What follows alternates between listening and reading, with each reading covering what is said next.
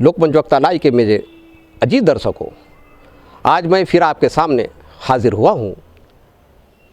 आज का मुद्दा है रेलवे से जुड़े यात्री गण और उनके ज्वलंत मुद्दों को लेकर। तो मेरे साथ आज जुड़े हैं इस पर चर्चा करने के लिए ZRUCC के सम्मानित सदस्य सतीश मोहनलाल यादव जी। सतीश जी, आपका लोकमंच वक्ता लाइव में स्वागत है। मैं आपसे सीधा सवाल कर रहा हूं कि आजकल यात्रीगणों को लेकर जो रेलवे के यात्रीगण हैं उनको विविध समस्याओं का सामना करना पड़ रहा है। विशेषकर उत्तर भारतीय में जो रहवासी जो यहाँ नागपुर के अतराफ में आके लोग बसे हैं पिछले कई दिनों से अपनी रोजी रोज़गार के उद्देश्य को लेकर जो यहाँ पे बसे हैं, रचे बसे हैं, उनको काफ़ी मुश्किलात का सामना करना पड़ा है। और आप कई सालों से, पिछले 10 वर्षों से जहाँ तक की चर्चा है कि आप यहाँ से स्पेशल ट्रेन चलाने की बात कर रहे हैं, लेकिन सरकार ने आज तक उसकी कोई सूझ नहीं ली। इस बारे में आपका क्या कहना? सभी लोकमंच वक्ता के दर्शकों को मैं सतीश मोहनलाल यादव की तरफ से नमस्कार। ऐसा है कि मैं पिछले 10 साल से ZRUCC मेंबर हूँ और मैंने हर मंच पर यह मुद्दा उठाया हूँ कि नागपुर और नागपुर के आसपास कम से कम 5 से 7 लाख उत्तर भारतीय रहते हैं। इसमें से बहुत से तो रेल कर्मचारी है और उत्तर भारत की तरफ जाने वाली जितनी भी गाड़ी है, नागपुर से कुछ 11 या 12 गाड़ियाँ हैं जो कि साउथ से आती है और पटना और बिहार के तरफ जाती है। नागपुर में उसकी रिजर्वेशन कोटा किसी का 10 बर्थ का है, किसी का 20 बर्थ का है, किसी का 25 बर्थ का है। और जिस दिन इसका रिजर्वेशन खुलता है 120 दिन पहले 10 मिनट के बाद ये वेटिंग हो जाता है। मैंने रेलवे बोर्ड्स को कुछ पत्राचार किया था जिसमें उनसे से ऑक्यूपेंसी मांगी थी।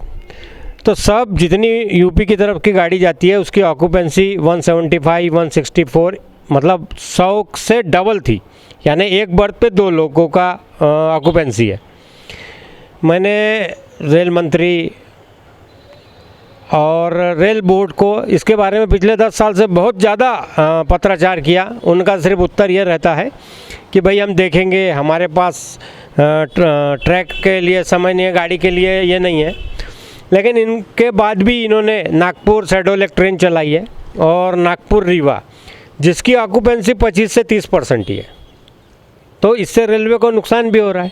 मेरा ये बोलना है कि भाई जब आपके पास लिखित ऑक्यूपेंसी है कि भैया 160, 170, 180 और धूपकाले में, छठ पूजा में, तुम्हारे दिवाली में, होली में लोग लेटरिन बाथरूम में चढ़ के जाते हैं। यहाँ पिछले बार एक लेडी का यहाँ रन ओवर हो गई थी ये गाड़ी में। तो मेरा रेल प्रशासन से यही मांग है कि नागपुर से खासकर पटना और नागपुर से बनारस, जो हमारे माननीय प्रधानमंत्री इनका निर्वाचन क्षेत्र है, उसके लिए एक स्पेशल ट्रेन चला जाए कम से कम हफ्ते में 3 दिन। अच्छा, ये बताइए कि ठीक है, ये आपकी मांग तो एक जन सामान्य को रिलीफ देने की मांग है और ये भी वहाँ तक के बहुत हद तक के सत्य बात है कि जो बड़े बड़े जो त्यौहार होते हैं, छठ पूजा हो गए, दिवाली, ऐसे मौके पे अक्सर यात्रीगण देखा जाता है नागपुर से अपनी जान पर खेल के जाते हैं। अपना जो बर्थ प्लेस है, जन्म स्थान है, वहाँ पे जाते हैं। तो आप ZRUCC एज ए मेंबर होने के नाते मांग तो उठा रहे हैं, लेकिन आपके साथ और भी जो ZRUCC मेंबर होंगे वो भी आपके साथ इस मांग को लेकर समर्थन है, आपके साथ है?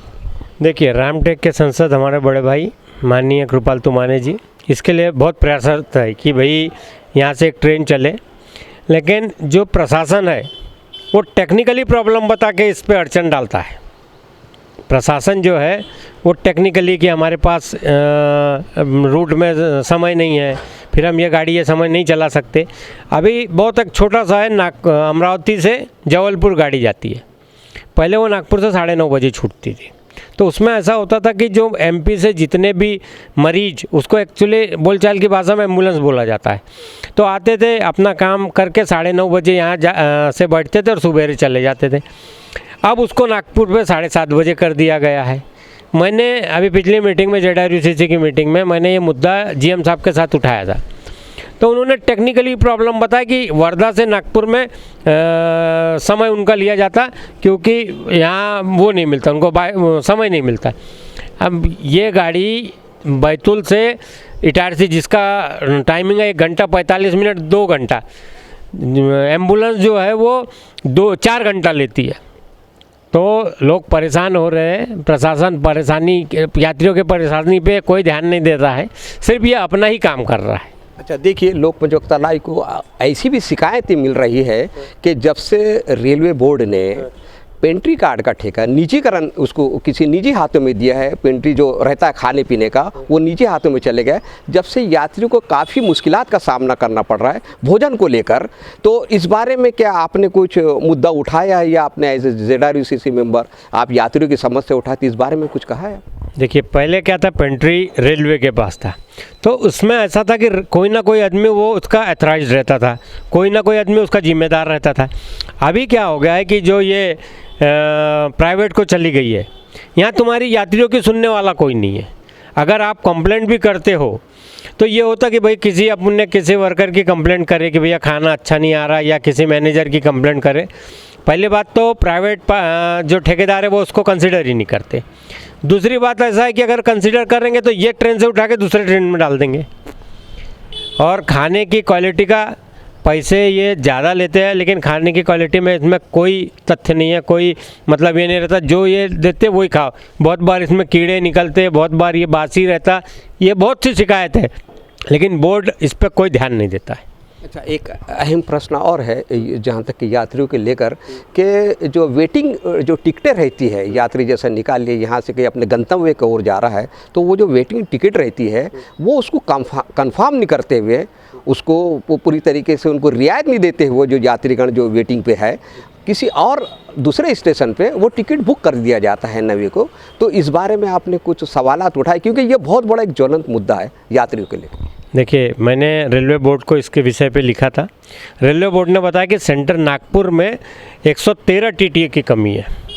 अभी सब ट्रेन में एक ही TT चलते थे, तो वो एक ट्रेन जो TT चलता है वो अपना AC देखेगा, स्लीपर में चढ़ता नहीं था। लेकिन बाद में रेलवे ने मुझे एक लेटर दिया और कुछ 56 या 68 TT की नया आए वैकेंसी। अब बहुत सी गाड़ी में 2 TT चलने लगे। जहाँ तक ये जो नया इनका सिस्टम आया है, पहले ऐसा होता था कि फर्स्ट प्रेफरेंस RAC को दिया जाता था, उसके बाद वेटिंग वाले को दिया जाता था। अभी ये जो नए सिस्टम में TT के भी हाथ बंधे हुए हैं। अगर उसको यहाँ टैप में वैकेंट बता रहा है, लेकिन आगे जो स्टाफ रहता है, जैसे नागपुर से गाड़ी चली इटारसी पहुँची, तो इटारसी में स्टाफ चेंज होता, तो इटारसी में वो जो है वो बुक हो जाता इसके रेलवे के सिस्टम में। तो क्या होता है, जो वेटिंग वाला है वो TT को से झगड़ा करता कि भाई मेरी तो ये बर्थ खाली है, ये बर्थ खाली है, लेकिन इसमें TTO के भी हाथ बंधे हुए हैं। तो जो पुराना सिस्टम था कि भाई जो वेटिंग वाला है, जो RAC वाला है, उसको क्लियर करना रेलवे की प्रायोरिटी रहती थी, क्योंकि पैसा उसने भी उतना ही दिया हुआ है। ये जो नया सिस्टम है, ये यात्रियों के साथ एक धोखा है, और जब तक यात्री इसको पुरजोर विरोध नहीं करेंगे तब तक इसमें कोई समाधान निकलेगा नहीं। अच्छा, एक अहम प्रश्न और है जो अभी अभी उभर के जो सामने आया है कि रेलवे में आपराधिक जो गतिविधियां ये भी बढ़ रही है। अभी हाल ही में घटना घटी है कि कोई अटेंडेंट है रेलवे का, उसने किसी महिला जो यात्री है, बच्ची है, उसके साथ छेड़छाड़ी करा है। तो ऐसा नहीं कि आपकी ने कभी ये मांग नहीं उठाए है कि इसमें CRPF जो रहता है, जो रेलवे के जो पुलिस वाले रहते हैं, उनकी गश्त बढ़ाई जाए या कुछ, इस बारे में आपका कोई ध्यान नहीं है क्या? देखिए, ये जो प्राइवेट चाहे अटेंडेंट रहे चाहे ठेकेदार के ये आदमी रहे, इनके पास रिस्पॉन्सिबिलिटी नहीं रहती ना भाई। इन पर अगर तुमको एक्शन भी लेना है तो तुम क्या एक्शन लोगे? तो मेरी प्रशासन से ये मांग है कि हर ट्रेन में कम से कम 2 RPF और एक लेडी RPF चले। क्योंकि क्या होता है, आजकल बहुत से लेडी अपने बच्चों को लेके, या बहुत सी लेडी अपने अकेले सफ़र करती। पहले ऐसा कम होता था, लेकिन अब बहुत ज़्यादा होता है। और ख़ासकर AC और 3rd AC में क्या होता है, स्लीपर में तो आवाजाही चलते रहती है, लेकिन 3rd AC और AC में लोग भाई अपने से नहीं रहते, कोई लेडी जा रही, कोई बच्चा जा रहा, अटेंडेंट लोग जो है उसके साथ बदतमीजी करते हैं। अभी एक 9 साल की बेटी के साथ ऐसा बदतमीजी की गई, उसको नागपुर में RPF ने उतारा है। तो मेरी प्रशासन से ये मांग है कि हर गाड़ी में RPF रात को दिन में चलते रहे, और ख़ासकर लेडी, कम से कम एक लेडी रहे जो पेट्रोलिंग करते रहे। अच्छा सतीश जी, मेरा एक आखिरी सवाल है इस ये चर्चा में कि महंगाई के साथ साथ देश में बेरोजगारी की समस्या भी सर चढ़ कर बोल रही है, काफ़ी है। और अभी यहाँ पे अजनी में 12,000 हार्स पावर का इंजन बनाने का, कलपुर्जा बनाने का कोई प्रोजेक्ट आया है, यहाँ पे प्रकल्प है। तो इसमें जो नौकरियाँ जो निकल रही है, जो सर्विसेज सेवा देने के लिए, तो उसमें आपने स्थानीय युवक जो है हमारे यहाँ नागपुर में, इसके अतराफ के, विदर्भ के, ये बच्चों को मिलना चाहिए, इनका हक है। तो इस बारे में आपने कोई हलचल की है, नहीं की है? क्योंकि भारी उम्मीदवार तो काफ़ी दिखते हैं। मैंने बोर्ड को 2 बार इसके विषय पे लेटर लिखा हूँ, अभी बोर्ड का कोई जवाब आया नहीं। मेरी बहुत पुरानी मांग है इससे लेके कि जो बच्चे रेलवे कर्मचारी के जो बच्चे हैं, रिटायर्ड कर्मचारी के बच्चे या जो भी है, वो जो उसके लिए एलिजिबल है, उनको कम से कम 50% प्रायोरिटी इन्हीं लोग को रेलवे प्रमाइसेस में है। तो रेलवे कर्मचारी के बच्चों को 50% उसमें प्रायोरिटी देना चाहिए। क्योंकि कहीं भी ऐसा होता है कि जो एरिया में लगता है तो वहाँ के जो स्थानीय लोग रहते हैं उसको प्रायोरिटी दी जाती है। तो मेरी भी मतलब रेल प्रशासन से, माननीय गडकरी साहब से, डिप्टी सीएम माननीय देवेंद्र फडणवीस जी से, हमारे बड़े भाई कृपाल तुमाने जी से मैंने सबसे ये रिक्वेस्ट किया हूँ कि भाई हमारे जो रेलवे कर्मचारी के जो रिटायर्ड हो गए हैं उनके बच्चों को प्रायोरिटी दी जाए, जिससे कि उनका भी भला और जो रिटायर्ड हुए हैं उनको भी ऐसा लगे कि हम रेल परिवार से आज भी जुड़े हुए हैं। अच्छा, जर्नल जो बच्चे जो रहे थे उनके बारे में नहीं है कि विदर्भ के जो बच्चे जो पढ़ लिख के जो आज भी जो बेरोजगारी का सामना कर रहे हैं, इनको भी इंसाफ मिला जाए? ऐसा नहीं, इंसाफ तो हर बच्चे को मिलना चाहिए भाई, वो भी हमारे बच्चे हैं। ऐसा मेरा उसका उद्देश्य नहीं है कि भाई उनको ना मिले, लेकिन 50% जो प्रायोरिटी है, मेरा जो बोलने का उद्देश्य है 50% तो आप रेलवे कॉलोनी कर्मचारी के बच्चों को प्रायोरिटी दो, बाकी आप दोनों 50%। अब यहाँ सब माइग्रेट पूरे, आप अगर वहाँ चले जाओ तो 90% माइग्रेट आदमी को ही वहाँ नौकरी दी गई है, और रेलवे कर्मचारी या स्थानीय लोगों को की अपेक्षा रेल प्रशासन किया है वहाँ। देखिए सतीश जी, कुल मिलाकर लोकमंच वक्तालाई ने जो आज से जो चर्चा किया है, जो आपने जो बताया है समस्या के बारे में, अगर इसका निराकरण नहीं हुआ तो फिर आपकी आगे की रूपरेखा क्या है? देखिए, आगे के ऐसा है, हम प्रशासन से झगड़ा कर रहे हैं। अब प्रशासन होता है भाई, हम जितनी हमारी ताकत है या जितना हम सोचते हैं उतना हम कर रहे हैं। अभी बहुत जगह मुझे ये जो ZRUCC में बहुत जगह मेरे को बहुत सफलता मिली है, मैंने बहुत से कार्य ऐसा किया है। अभी हमारे नागपुर स्टेशन के पश्चिमी द्वार पे साइकिल स्टैंड था, वो 10 के बदले 20 रुपये लेता था। उसने नागपुर की जनता कितनी लूटी जाती थी, वो मेरे साथ भी उसने ऐसा किया। मैंने पत्राचार किया रेलवे बोर्ड को, रेलवे मिनिस्ट्री को, DRM को, GM को। आखिर ये 17 तारीख को उसका जो ठेका है, 2 बार उसको फाइन लगा और उसके बाद ये ठेका उसको वो टर्मिनेट हो गया। तो ये थे मेरे साथ ZRUCC से सदस्य सतीश मोहनलाल यादव जी। उनका साफ कहना है कि नागपुर में अजनी इलाके में जो 12,000 मेगावाट का जो प्रकल्प तैयार हुआ है, उसमें स्थानीय नौकरी को स्थानीय नौजवान पढ़े लिखे युवकों को सेवा पे रखा जाए। उनके इसके साथ उनका ये भी कहना है कि जो रेलवे के कर्मचारी हैं, रिटायर्ड पर्सन, उनके भी औलादों को उनके भी साथ न्याय किया जाए। उसके साथ उनने जो रेलवे में जो आपराधिक गतिविधियाँ बढ़ रही है, उस पर उनका कहना है कि RPI की गश्त को बढ़ाया जाए। लेकिन अंत में उनने यही भी कहा कि प्रशासन आखिर प्रशासन होता है, लोकतंत्र मुल्क में एक जिम्मेदार व्यक्ति के इस तरीके से असहाय होना एक चिंता का विषय है। अब मैं अपने कैमरेमैन के साथ विदा लेना चाहता हूँ। जय भारत, जय संविधान, जय लोकतंत्र, जय सेवा।